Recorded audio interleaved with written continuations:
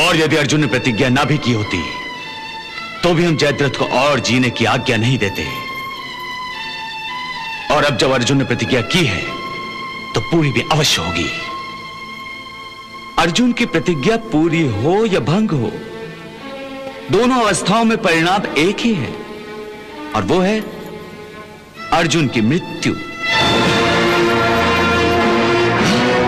यह क्या कह रहे बड़े भैया? मैं सत्य कथन कह रहा हूं नकुल। जयद्रथ के पिता ने वरदान प्राप्त किया है कि जो भी जयद्रथ का सर युद्ध भूमि पर गिराएगा उसके सर के 100 टुकड़े हो जाएंगे।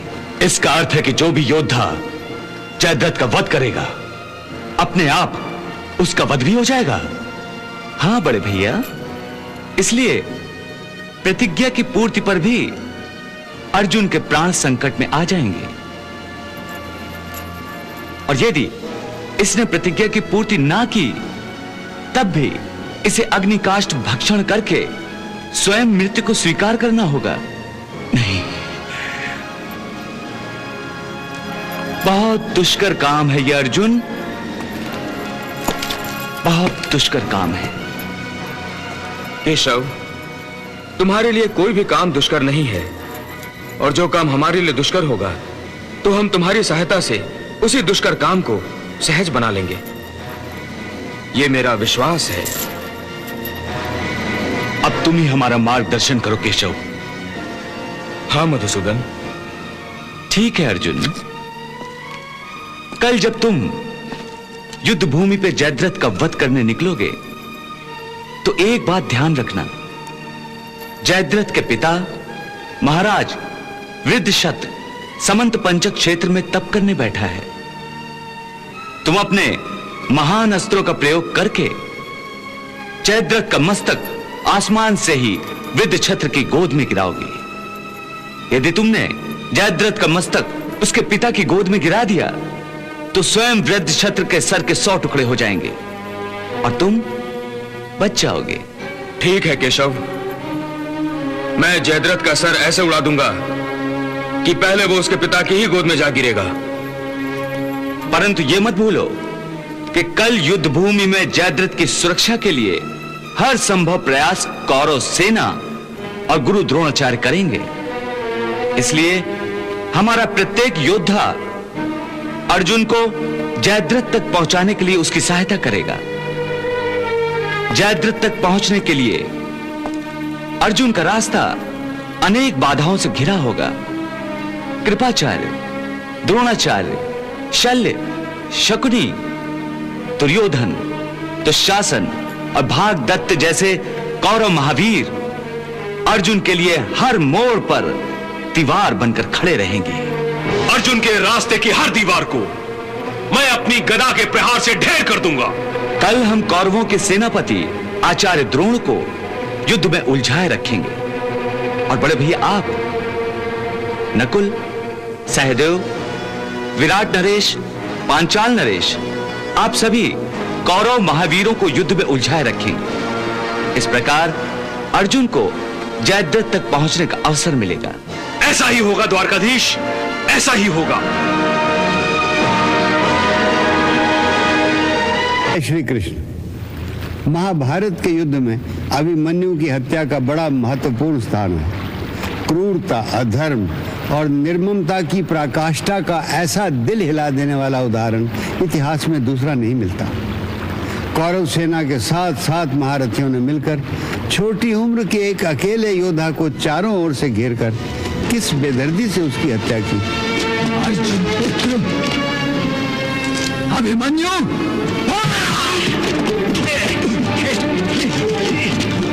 अभिमन्यु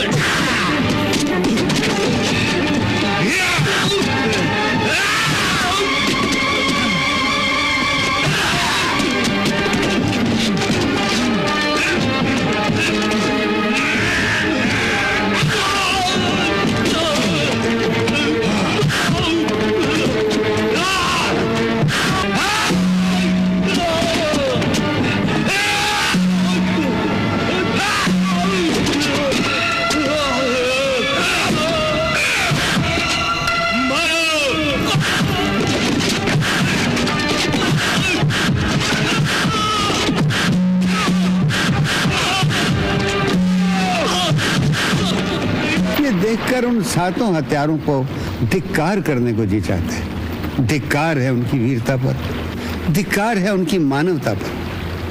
वो सातों एक से एक परमवीर। मेरे पुत्र लक्ष्मण की हत्या की थी तूने। ये ले,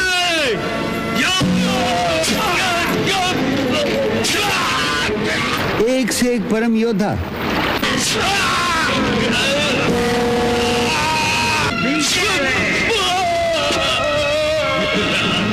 एक से एक बड़ा महारथी,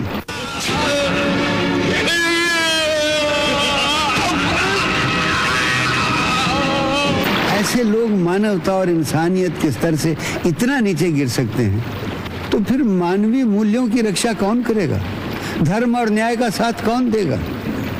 दुर्योधन के बारे में तो मान लिया कि अपने पुत्र का कटा हुआ सर देखकर वो प्रतिशोध के जोश में अंधा हो गया था।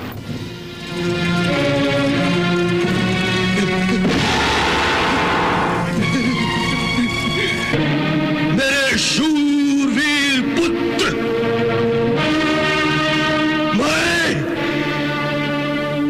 मैं तुम्हें वचन देता हूं कि तुम्हारी हत्या का बदला अवश्य लिया जाएगा। तुम्हारे हत्यारे का सिर उसके धड़ से अलग किया जाएगा। तुम्हारा यह प्रतिशोध आज ही लिया जाएगा, आज ही लिया जाएगा, इसी समय। द्रोणाचार्य, कृपाचार्य, शकुनी मामा, अंगराज,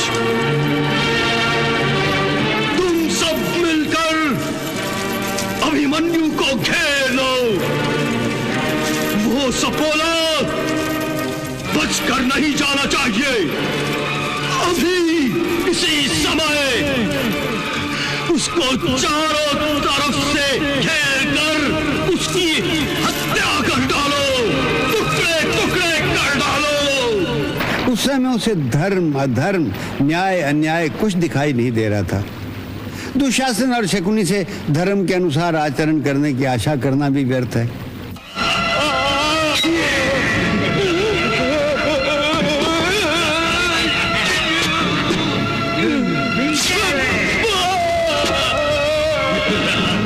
वो नीच प्रकृति के लोग हैं, परंतु दुख तो द्रोणाचार्य पे होता है। गुरु पदवी पर बैठे हुए उस महापुरुष का संतुलन कहाँ खो गया था? उनकी बुद्धि का विवेक क्यों मर गया था? ये सोचते हैं तो उनका वो वाक्य याद आता है जो उन्होंने युधिष्ठिर से कहा था कि युधिष्ठिर, मनुष्य अर्थ का दास होता है। तुम तो जानते हो धर्मराज, मनुष्य अर्थ तथा धन का दास होता है। हम कौरवों के अधीन रहकर उनसे प्राप्त होने वाले धन से अपना और अपने घर परिवार का भरण पोषण करते रहे हैं। इसलिए यदि हमने कौरवों का साथ छोड़ दिया तो समझो अपने धर्म का साथ छोड़ दिया।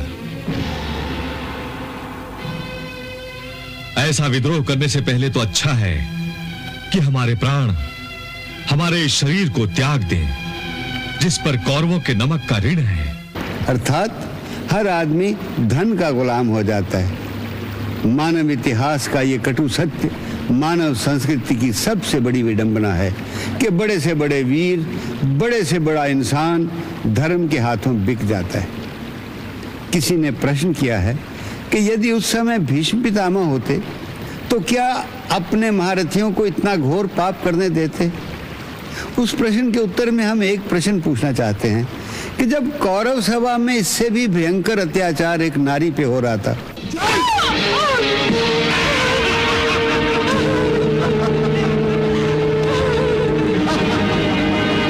दुशासन, जो आज्ञा भ्राताश्री। हट! हट!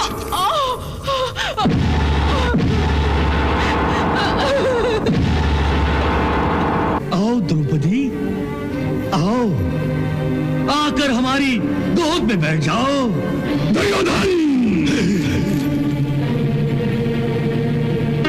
तूने एक स्त्री का ही नहीं मेरी पत्नी का भी अपमान किया है।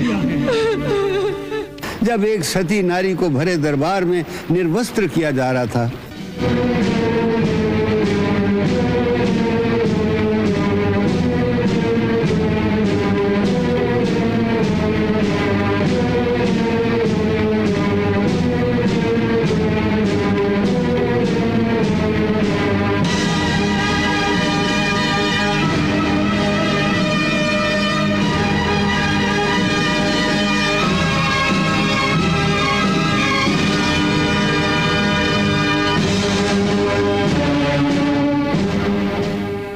तब भीष्म पितामह ने उस अत्याचार को रोकने के लिए क्या किया था?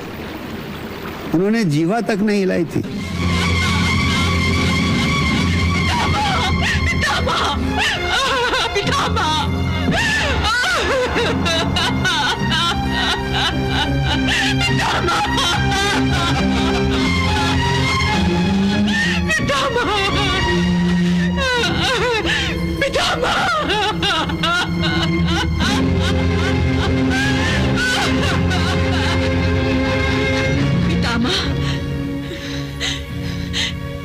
हाथ पर हाथ धरे सब देख रहे हैं, कुछ बोल नहीं सकते, इस अनर्थ को रोक नहीं सकते। क्या यही संस्कार सींचे हैं आपने अपनी पीढ़ियों में कि वो अपने ज्येष्ठों के सामने एक स्त्री जाति की आत्मा को ही नंगा कर दे? पितामह, उस समय स्वयं भगवान कृष्ण ने ही उसकी लाज बचाई थी।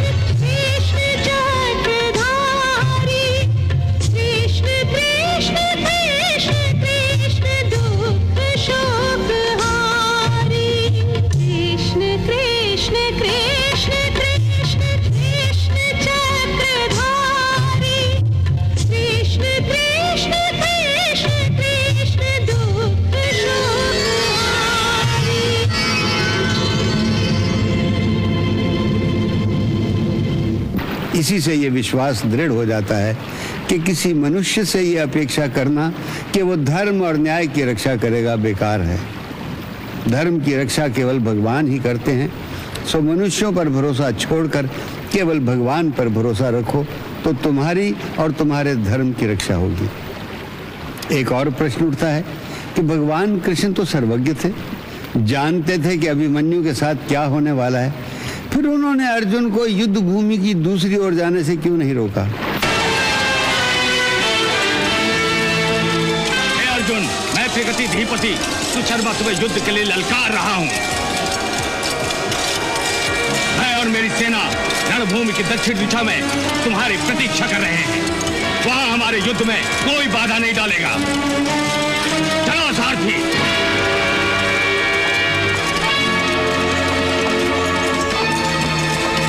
और एक क्षत्रिय होकर युद्ध के निमंत्रण को स्वीकार न करना तो अधर्म होगा। इसलिए तुम मेरे रथ को दक्षिणी छोर पर ले चलो।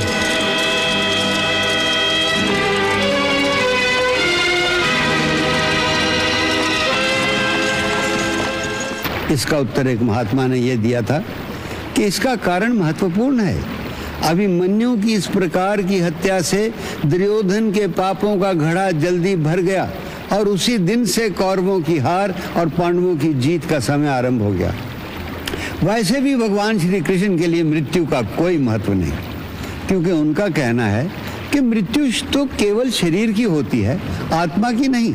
जीवात्मा तो स्वयं परमात्मा का ही एक अंश है और जीवात्मा पुराना शरीर त्याग कर नया शरीर इस तरह धारण करता है जैसे मनुष्य पुराने कपड़े छोड़कर नए कपड़े धारण करता है। वासांस जीर्णानि यथा विहाय नवानि गृह्णाति नरोपराणि तथा शरीराणि विहाय जीर्णान्य अन्यानि संन्याति नवानि देहि। हे महाभाग, ये देह का त्याग पुराने वस्त्र उतारने जैसा। जीवात्मा का नूतन जन्म नए परिधान के धारने जैसा।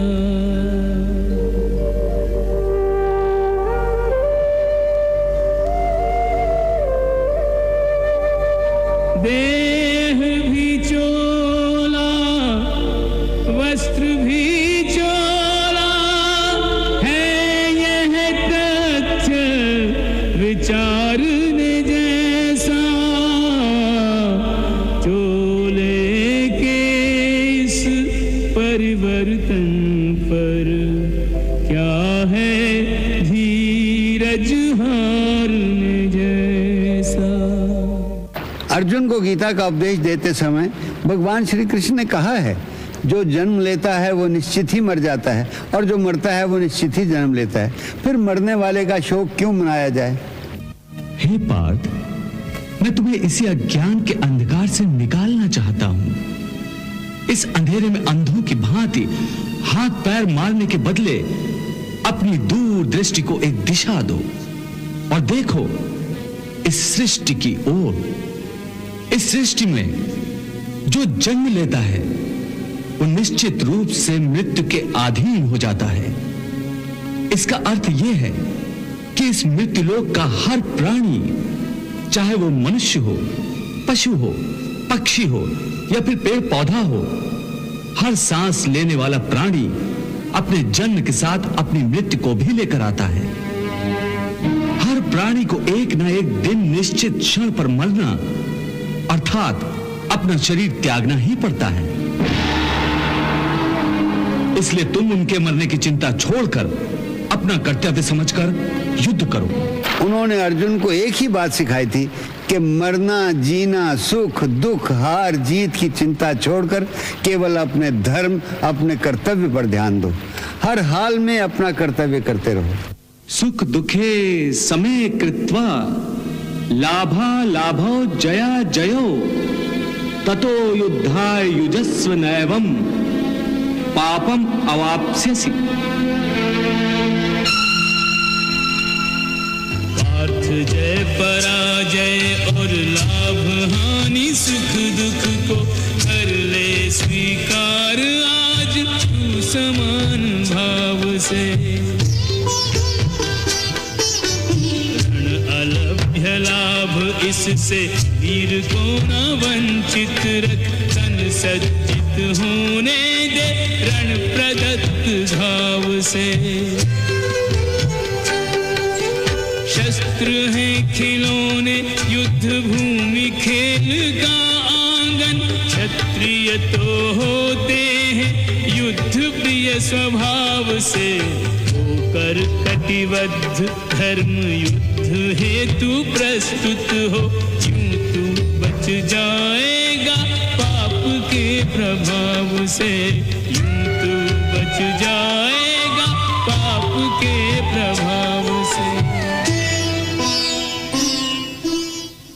इस प्रकार सुख दुख, लाभ हानि, जय पराजय अथवा हार जीत को एक समान समझकर केवल इसलिए युद्ध करो क्योंकि इस समय युद्ध करना तेरा कर्तव्य है। जब कर्तव्य की बात आती है तब हम भगवान श्री कृष्ण के जीवन चरित्र का आदेश सामने रख सकते हैं। भगवान श्री कृष्ण अपने कर्तव्य से कभी विचलित नहीं हुए। उनके कथनानुसार जो मनुष्य का कर्तव्य है वही मनुष्य का धर्म है। धर्म का अर्थ कोई जाति या मजहब नहीं, बल्कि एक व्यक्ति का किसी विशेष परिस्थिति में क्या कर्तव्य है। जैसे पिता का क्या धर्म है, पुत्र का क्या धर्म है, राजा का क्या कर्तव्य है, देशभक्त का क्या धर्म है, उसी को भगवान श्री कृष्ण उस व्यक्ति का धर्म या कर्तव्य मानते हैं। उनका कहना है कि जब इंसान ये तय कर ले कि एक हालत में उसका क्या कर्तव्य है, क्या धर्म है, फिर उस कर्तव्य का, उस धर्म का पालन आसक्ति रहित होकर करे। फिर किसी भावना, किसी आसक्ति, किसी संशय को कर्तव्य पालन के बीच में ना आने दे। न ये सोचे कि सफलता मिलेगी कि नहीं, न किसी भावना, किसी रिश्ते नाते की कमजोरी को मन में आने दे। उसी को भगवान योग भी कहते हैं। यदि कोई भी कार्य निष्काम कर्म योग की रीत से किया जाए तो ना उसका पाप लगता है और ना उसका पुण्य मिलता है। निष्काम कर्मयोग? हाँ, निष्काम कर्मयोग। ये बड़ी अनोखी बात कर रहे हो केशव। मेरी बुद्धि अभी तक इसको ग्रहण नहीं कर रही। क्योंकि तुम्हारी बुद्धि पर अभी तक आसक्ति का पर्दा पड़ा हुआ है। और जो निष्काम कर्मयोग मैं बता रहा हूं उसकी बुनियाद ही निरासक्ति के आधार पर रखी गई है। हे अर्जुन, इस निरासक्त योग को समझ लोगे। वंचित रतन सज्जित होने दे रण प्रदत्त घाव से। शस्त्र हैं खिलौने युद्ध भूमि खेल का आंगन। क्षत्रिय तो होते हैं युद्ध प्रिय स्वभाव से। होकर कटिबद्ध धर्म युद्ध हेतु प्रस्तुत हो।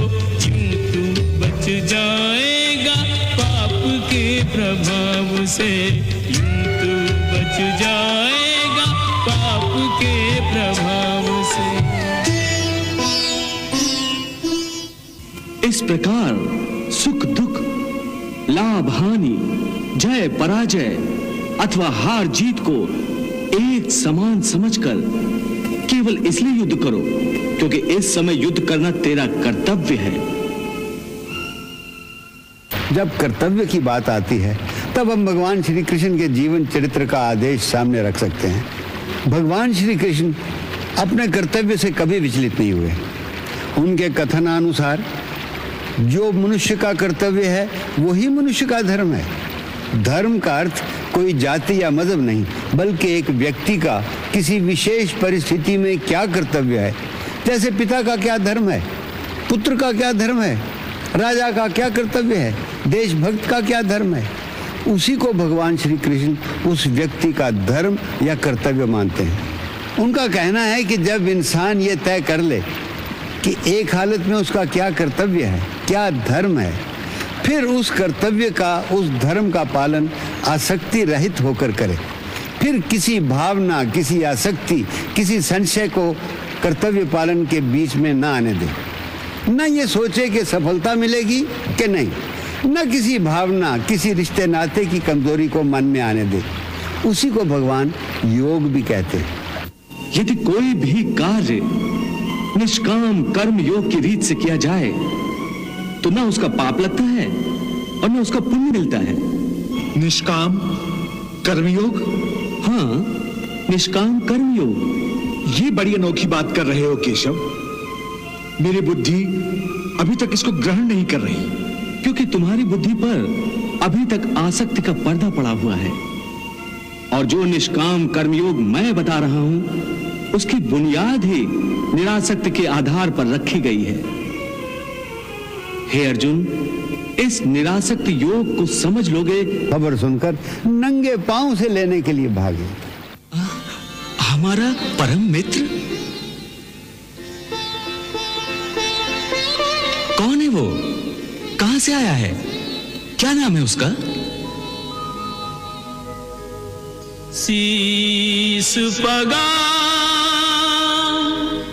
न झगा तन पे प्रभु, जाने को आए बसो के ही ग्राम,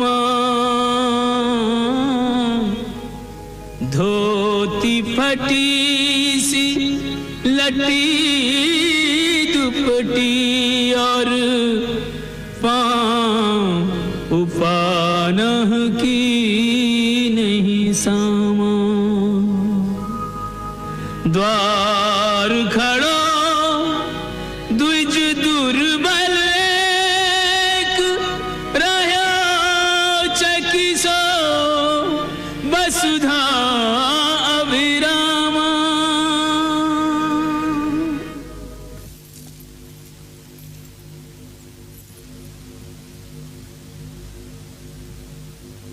द्वार खड़ो द्विज दुर्बल एक, रहो चकिसो वसुधा अभिरामा। पूछत दीन दयाल को धाम, बतावत आपनो नाम सुदामा। पूछत दीन दयाल को नाम, बतावत आपनो नाम सुदामा।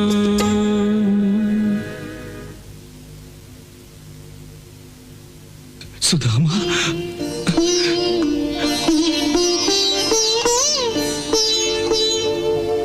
सुदामा, सुदामा मेरा मित्र। नाम सुदामा का सुनते ही तज आसन धाये द्वार की ओरा। मुकुट कहीं तो कहीं पट उलझा, मिलन को व्याकुल धीर न थोरा। ऐसी उतावली है गति में जैसे बावली वायु का मत चकोरा। मित्र से भेंट को मित्र चले जू, धावत चांद की ओर चकोरा। जरा सोचो, कहाँ एक दरिद्र ब्राह्मण और कहाँ एक राजा। सबके सामने वो तुम्हारा सम्मान कैसे करेंगे? शीघ्र ही निर्णय लो, लौट चलो। सुदामा, क्या सोच रहे हो? संकोच न करो, लौट चलो। समय नहीं है सुदामा, लौट जाओ, शीघ्र ही लौट जाओ। देखो, बुलावा भेजने में कितना विलंब हो गया। यदि बुलाना होता तो अब तक बुला नहीं लिया होता। लौट जाओ सुदामा, लौट जाओ।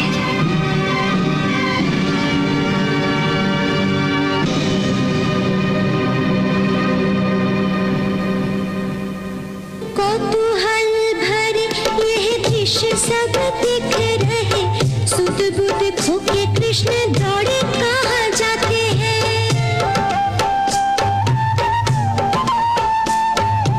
उड़ के चले हैं पीछे मुड़ के न देखे लीला। देखने वाले तो कुछ समझ ना पाते हैं।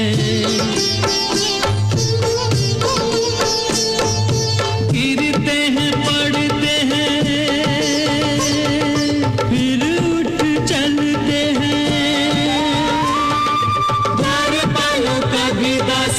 से टकराते हैं। कौन ये महत्वपूर्ण आ गया है द्वार पे की, अगवानी करने को ऐसे अकुलाते हैं। अगवानी करने को ऐसे अकुलाते हैं।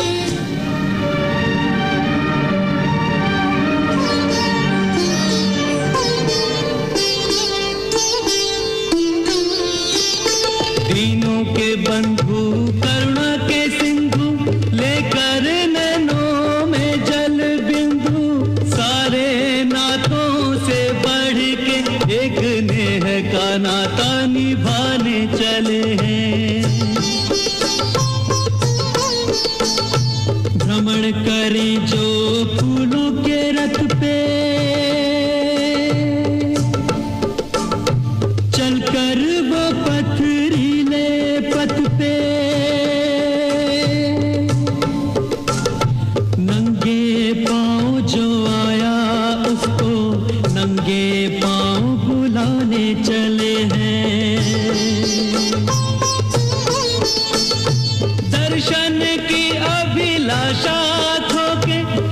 हित हंसाई से व्याकुल होके आस के टुकड़े सुदामा संजो के अश्रु में जीवन डुबाने चले हैं।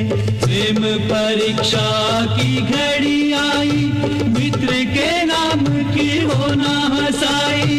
मित्र परायण कृष्ण कन्हाई, रूठा मित्र मनाने चले हैं। रूठा मित्र मनाने चले हैं। सुदामा, सुदामा, किधर गया मेरा मित्र? कहाँ गया सुदामा? कहाँ गया मेरा मित्र? अरे सुदामा नजर नहीं आता। वो तो लौट गए द्वारकाधीश। कहाँ? इस तरफ गए। किधर? इस तरफ। सुदामा, सुदामा, सुदामा, सुदामा।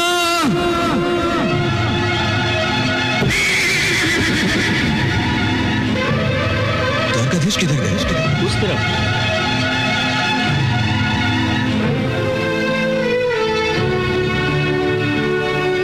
लो, वो फिर आ गया।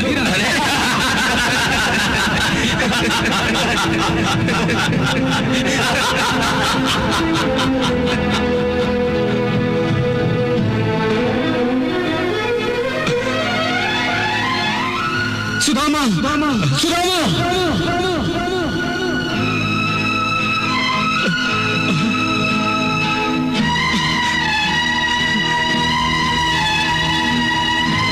सुदामा,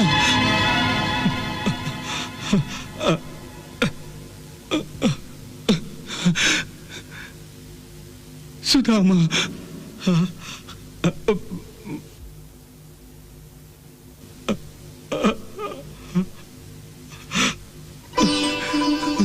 सुदामा,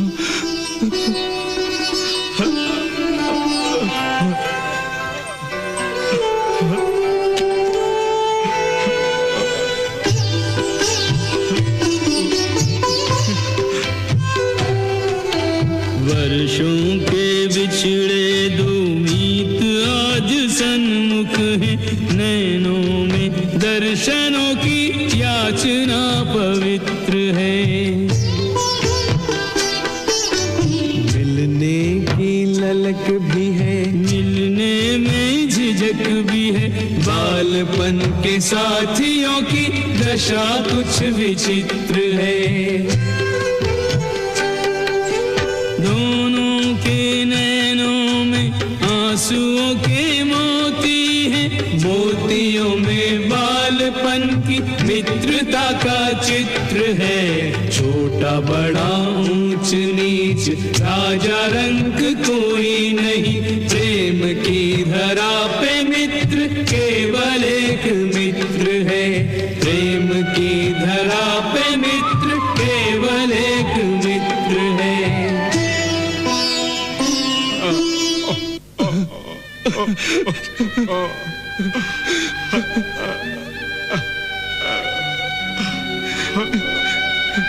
सुदामा,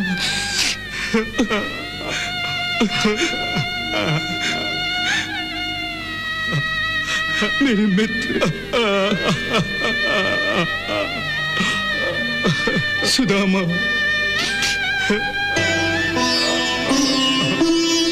भाव भरी इस भेंट को देख रहा संसार। देखने वाले कर रहे कृष्ण की जय जयकार। प्रेम जगत में सार। सुदामा, मेरे मित्र श्री कृष्ण, मेरे सखा।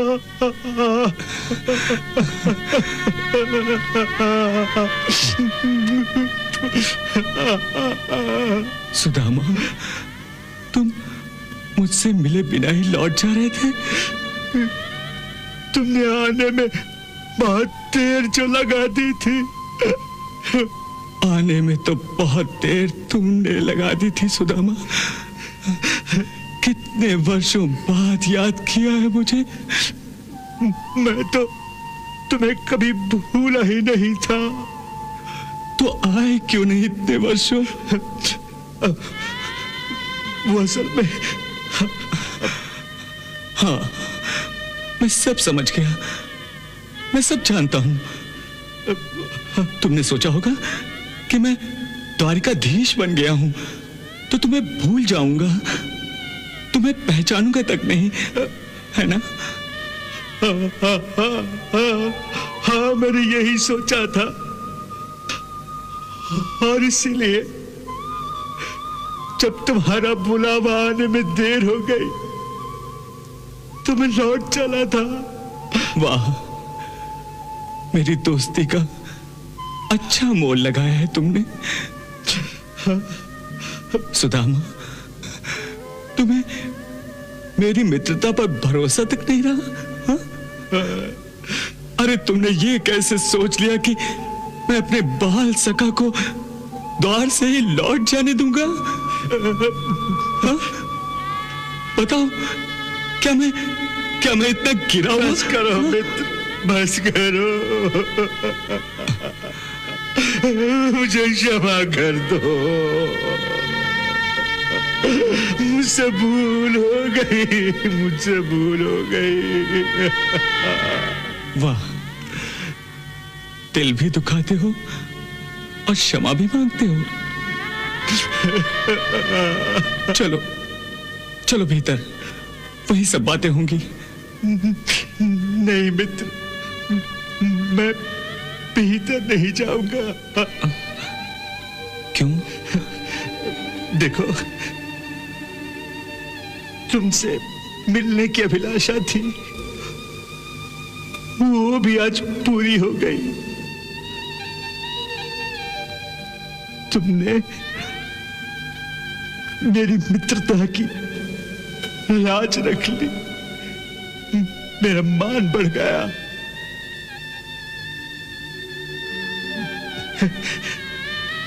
जिस प्रकार तुमने सारे संसार के सामने मुझे गले लगा लिया, मेरी शान बढ़ गई, मेरा मान बढ़ गया। अब मुझे भी तो मित्रता निभानी चाहिए ना। मुझे कुछ ऐसा नहीं करना चाहिए जिससे तुम्हारी शान को भट्टा लगे, तुम्हारी मानहानि हो। इसलिए मैं यहीं से लौट जाता हूं। यही अच्छा है। हाँ। मैं समझा नहीं, मेरे राजमहल में तुम्हारे जाने से मेरी शान को बट्टा कैसे लगेगा? देखो,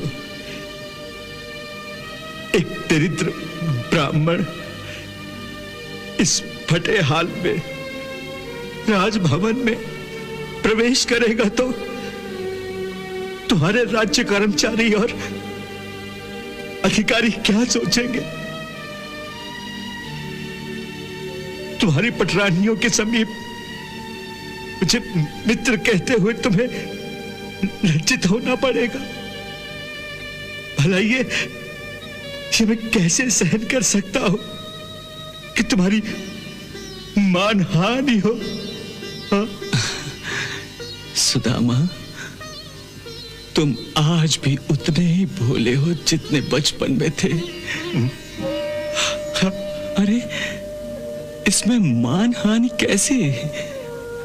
अरे मित्र, तुम्हारी चरण धूल के स्पर्श मात्र से मेरे भवन का कण कण पवित्र हो जाएगा।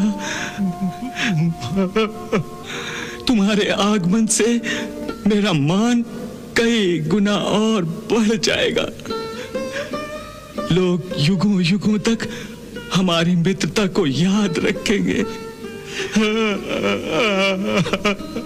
सम्मान करेंगे हमारी मित्रता का, अरे तूने ये सोच भी कैसे लिया कि मैं तुझे यहां से चले जाने दूंगा?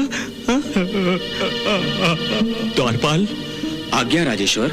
सारथी से कहो कि रथ लाए और हमारे परम मित्र के भव्य स्वागत का आदेश दो। जो आज्ञा। चलो। आओ मित्र।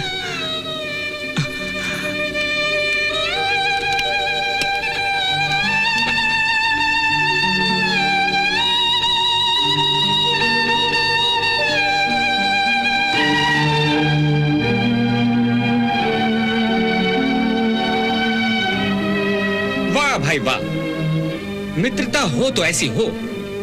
कोई सोच भी नहीं सकता था कि एक निर्धन ब्राह्मण द्वारिकाधीश का मित्र हो सकता है। मित्र भी कैसा, जिसके लिए त्रिलोकीनाथ नंगे पैरों दौड़ते हुए आए थे उसका स्वागत करने। सर पर मुकुट तक नहीं था। उस समय यूं लग रहा था जैसे श्री कृष्ण द्वारिकाधीश नहीं हैं, बल्कि सुदामा की तरह एक साधारण मनुष्य हैं।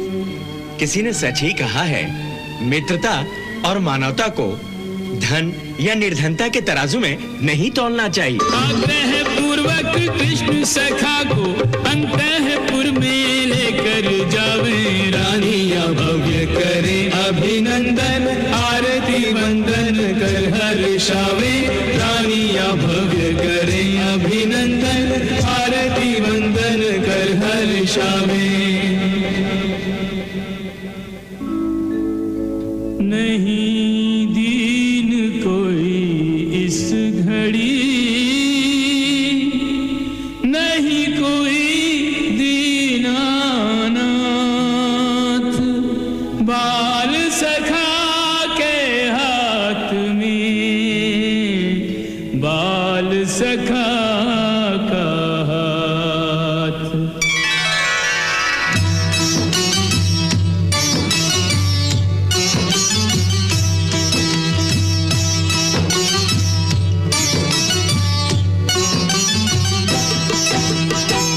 निज सिंहासन मित्र बिठाए, कृष्ण की महिमा कही न जाए। स्वयं निकट बैठे चरणन के, शब्द कहाँ तब यश वर्णन के।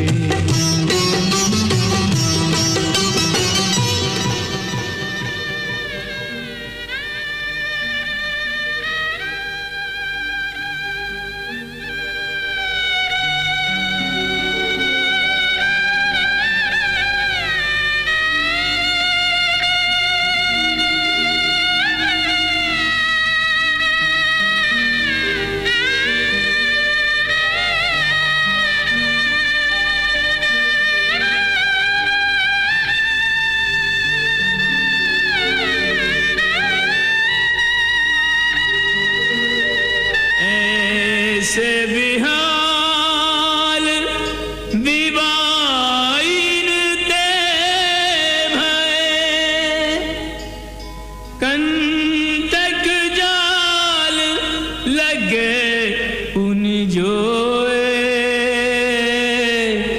आए महादुख पायो सखा तुम आए तेन, किते दिन खोए।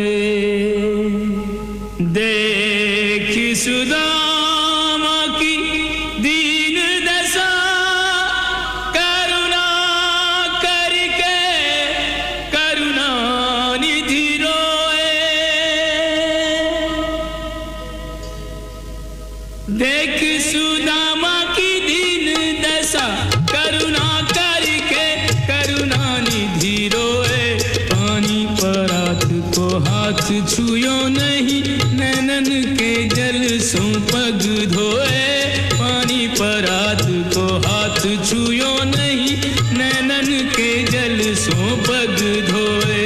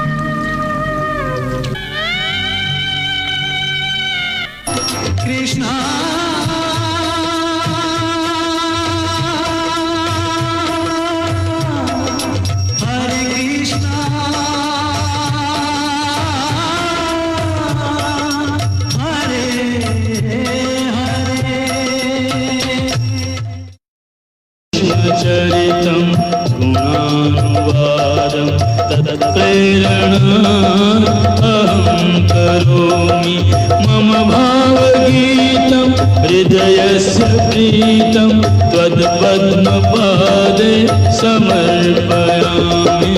हरे राम राम राम हरे हरे, हरे कृष्ण कृष्ण कृष्ण हरे हरे।